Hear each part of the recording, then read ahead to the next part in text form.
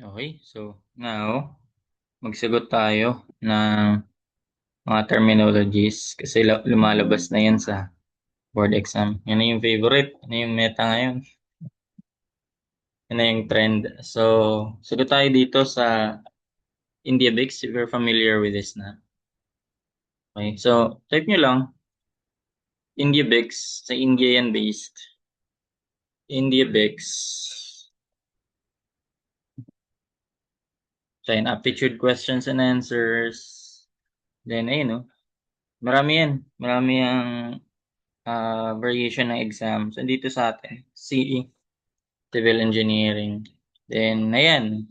Under that, marami pa yan. Unahin muna natin dito sa mag-hydraulics tayo ngayon. Hydraulics muna tayo. Umpisahan natin dyan. Napindot ko ba yan? Ay, ito pala. Doble. So, dito muna tayo, section 1. Discuss natin yan.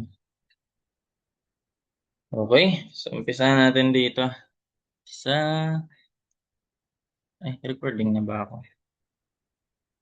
Dito ako magsusulat. So, pito pala yung pronunciation. Pilyado yan eh. Pitot static tube is used to measure pressure, difference in pressure, velocity of flow. Yung pressure, ano yan? Nag-measure ng pressure ay manometer. Diba? Yeah, manometer. Pressure in pipes, channels, ganyan. Then, difference in pressure, still, manometer to. Specific type lang ng manometer, yung differential. From the word difference, differential manometer. Tapos, velocity of flow. Ayan na. Ayan na yung pitot tube. Pitot-static tube. Marami yan. Ito yung under topic. Under to ng fluid flow measurements. Kasi, marami tayong device doon, hindi lang pitot tube. Meron tayong pwedeng weirs, di ba? May makasama yan, weirs. Ano pa? Weirs, venturimeter, orifice, nozzle. Ano pa? Limutan ba ako? 5 ata yun eh. So, ayun. Nabanggit ko na weirs, no? Gates. Gates, kasama ba yun? Hindi naman yun device eh. Sama lang siya sa mga problem solving. Pero yun, pitot-static tube, venturimeter, orifice, nozzle, and the like. So, kaya answer natin dito ay velocity of flow. So, pwede ko ba ito lakihan? Okay. So, ganito lang yan. Bibigay agad yung answer na ito, velocity of flow. Then if, tawag na ito, gusto mo ng explanation, yan no answer in description, di ba?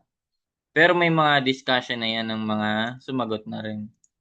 Pwede mo puntahan yun, let's discuss.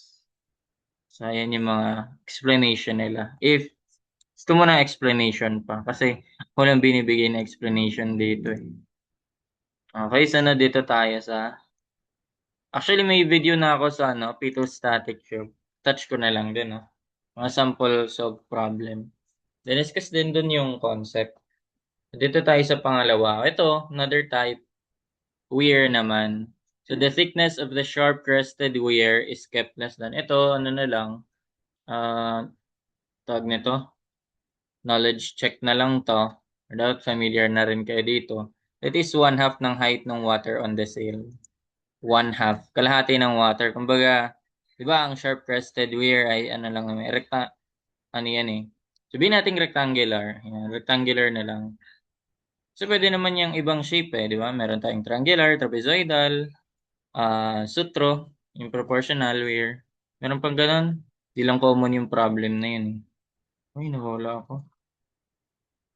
Ayan, so ito may rectangular ka dyan. Suppress, sabihin natin suppressed. So, yung weir ay equal lang din sa width ng channel. Walang contraction. So, ayan. So, ang thickness daw nito kapag tinignan mo yan sa side view, ito. Ayan. So, yun yung thickness niya. Ito yung side view neto. Kumbaga, dito yung tubig. Pwedeng andito yung tubig yan. Iba yung kulay.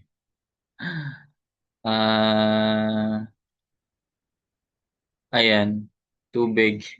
Ang tubig sa upstream, syempre, mas mataas sa weir. Tapos, ayun, kapag yung sa downstream niya, mas mababa sa weir, yun, free yun. Okay. Pero kapag above siya, yun, submerge weir naman yung tawag natin dun. Meron din tayong video na yan, may sample solve problem na dun. So, ito daw, thickness ng weir ay, sabi, 1/2 ng height ng water on the sail. So, height ng water on the sail, yung head. Kasi meron tayong, itong side na to, okay, kasi meron pa yung ano eh. Di ba yan yung weir, so ito yung tubig. O, height ng water on the sail, ito yung head nating tinatawag. Tapos ito naman yung height ng weir. Height ng weir plate. Okay, kaya pinapangalan siyang P. So, weir plate. So, ayun. Yan lang yung dalawang yan. Okay, so we're done with this na. So, sa pangatlo tayo. Sa pangatlo, medyo, ano to eh. Ano na lang din, knowledge check na lang din to kasi dito na didiscuss undergrad, alam ko. Ano na to eh, application ng derivatives differential equation to eh. Siguro sa kapag higher fluid mechanics, no? Madidiscuss to. Yung stream, ay may mali pala diyan.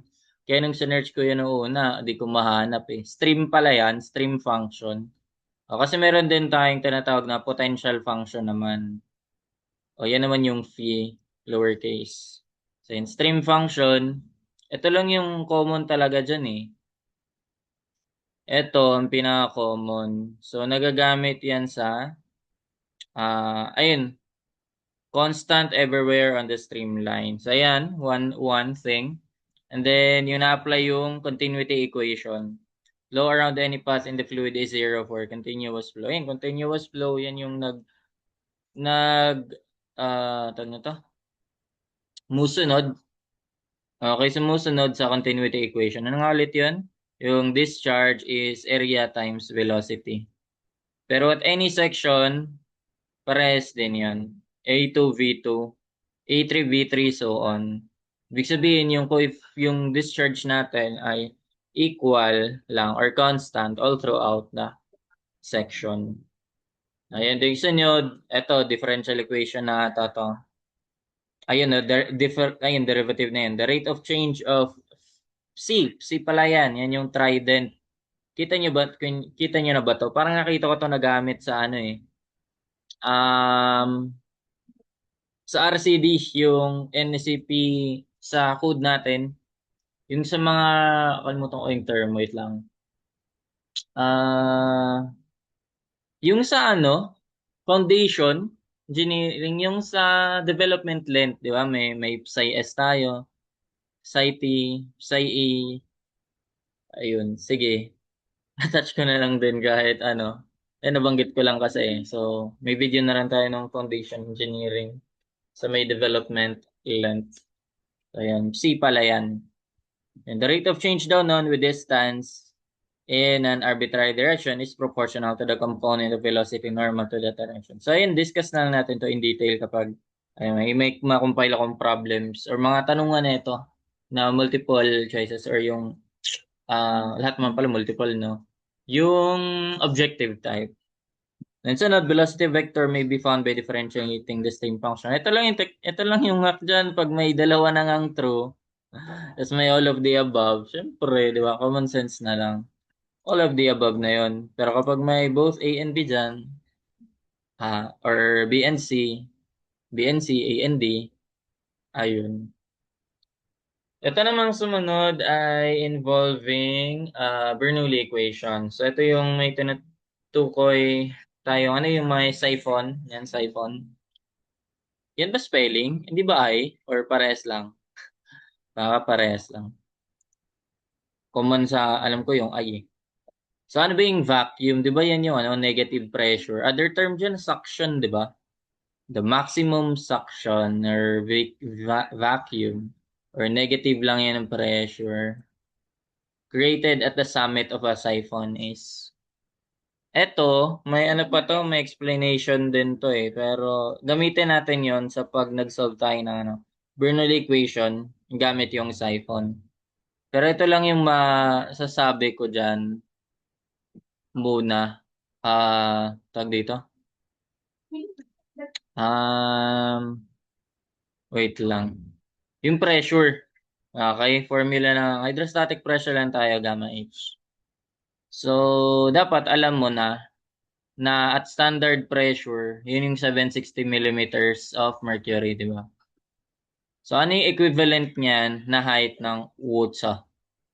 Ano yung equivalent height ng water niya? Kasi meters of water tayo dyan. So, parang pressure 1 equals pressure 2 tayo.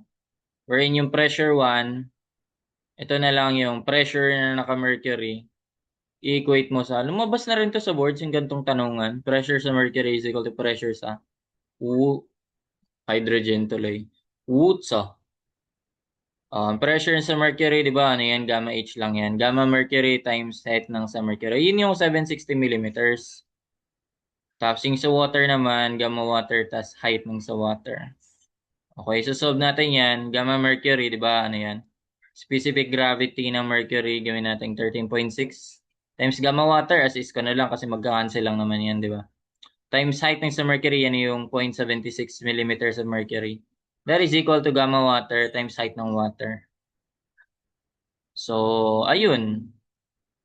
Ba yan? Pressure. Ano ba? Ano mangyari dito? Ayan na. 13.6.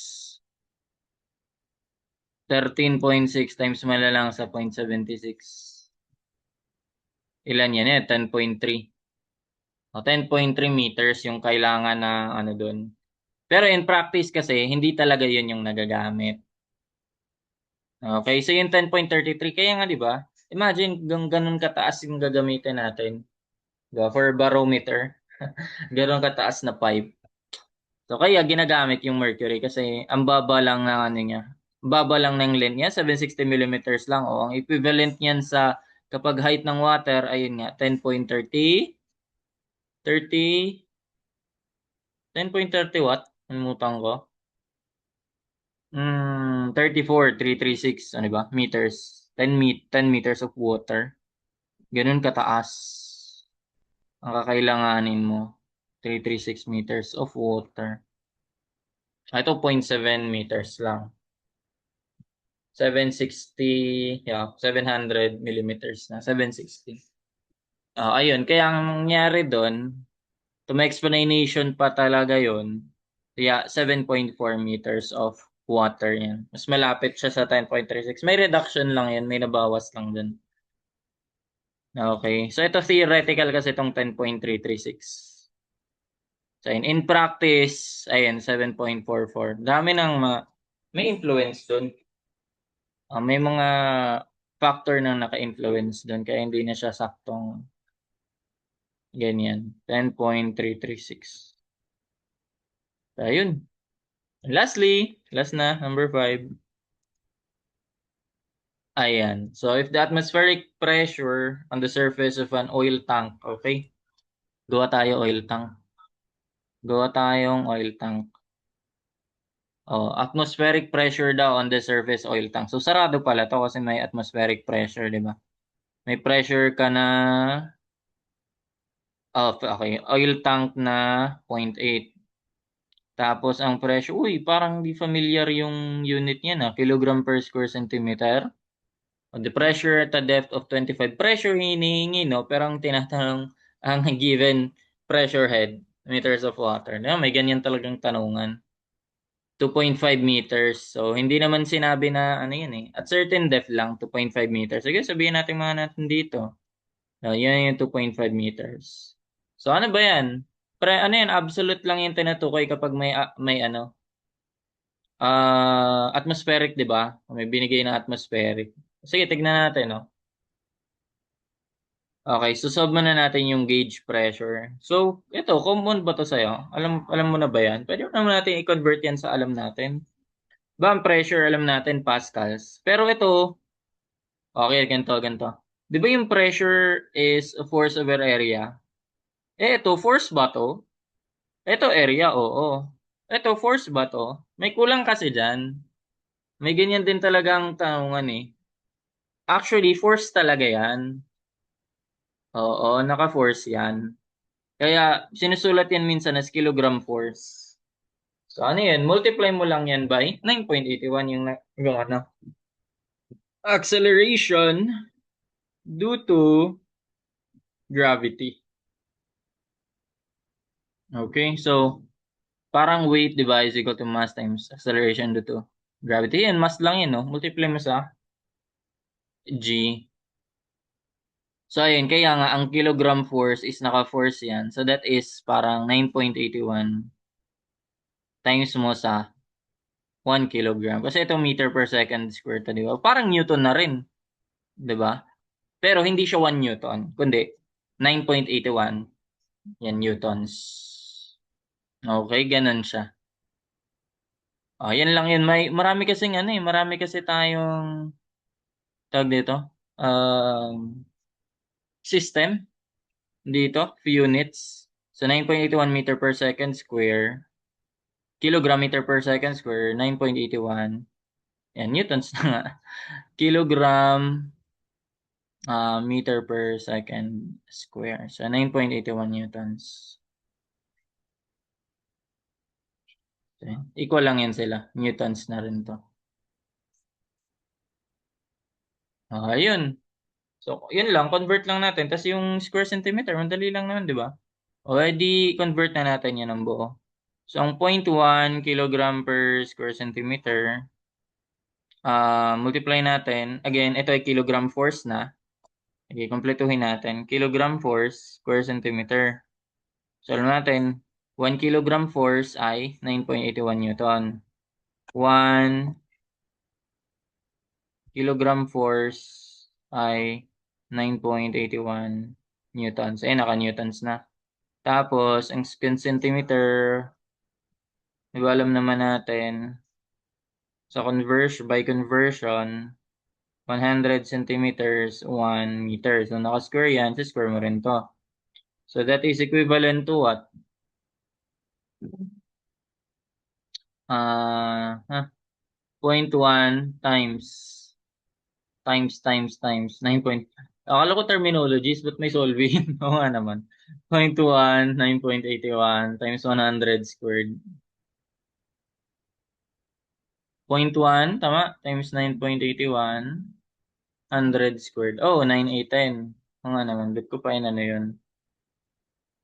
Wala, naasa na sa calcu eh. Kahit simple lang i-solve.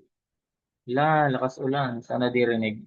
9,810 pascals ta. Newton per square meter, di ba? Kilogram force, Newton, square centimeter, Newton per square meter. So, 9,810. O, yun pala eh. Ah, atmospheric pressure. The surface ng oil tank.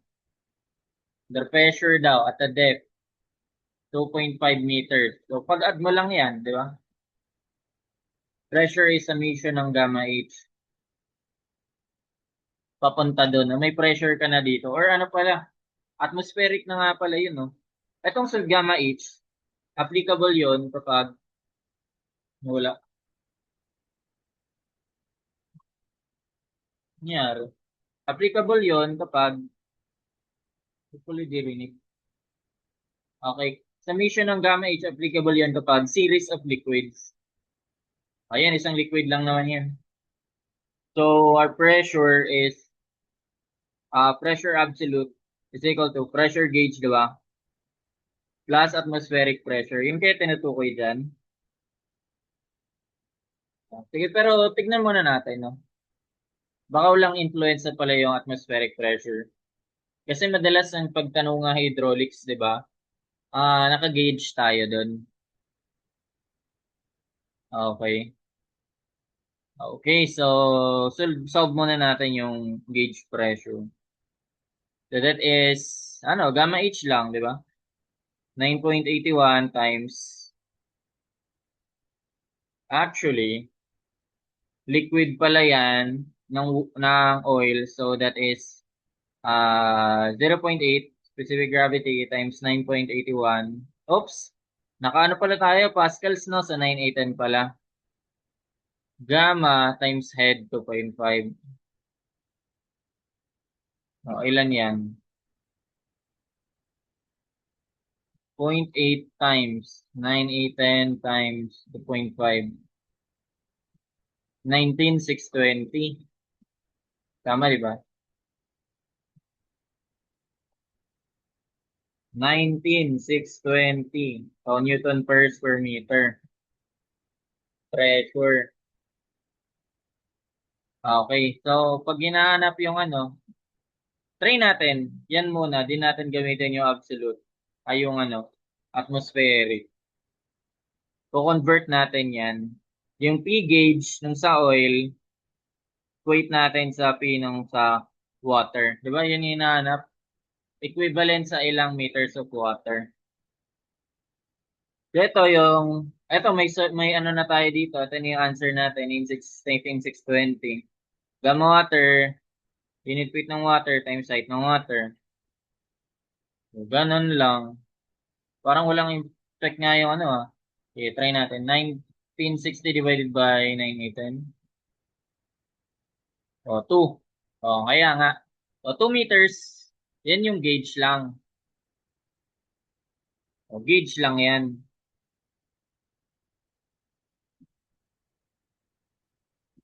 Gauge pa lang yan. Ano ba tong 9, 8, 10? O, di ba ito na yun, 9, 8, 10 divided by 9, 8, 10? Di ba? So, ito yung atmospheric. Ito yung atmospheric. So, pag dinivide mo naman yan, P atmospheric is equal to pressure na sa water. Automatic lang yun, 9, 8, 10. Tapos, yung sa water ay 9, 8, 10 din. Pressure is gamma ng water plus height ng water. Of course, H is equal to 1.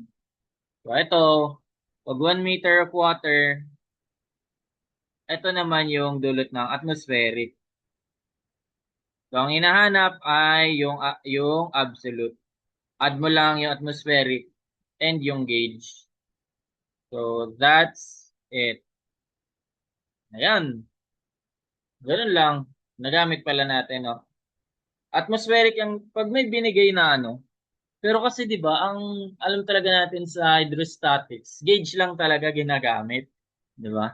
So ayun, since binigay na tong atmospheric pressure, kailangan mo gamitin 'yan, 'di ba? Kasi ano niya talaga gauge lang talaga ginagamit natin sa hydro sa fluid mechanics and hydraulics, 'di ba? Hydrostatics, kahit hanggang ano fluid flow 'di ba? Gauge pressure ginagamit. Ang barometric lang yung sa ano, sa kapag yung height ng mountain, yung pressure difference, yun yung ginagamit. Ayun, kasi atmospheric pressure yun eh. So, ayun. Ayun, tapos na tayo sa section 1, 1 to 5. So, ayun, sundan natin yan ang mga kasunod pa na ito. No? So, sige. That's it for this problem sets. Sundan natin yan. Hope you learned something. And thank you.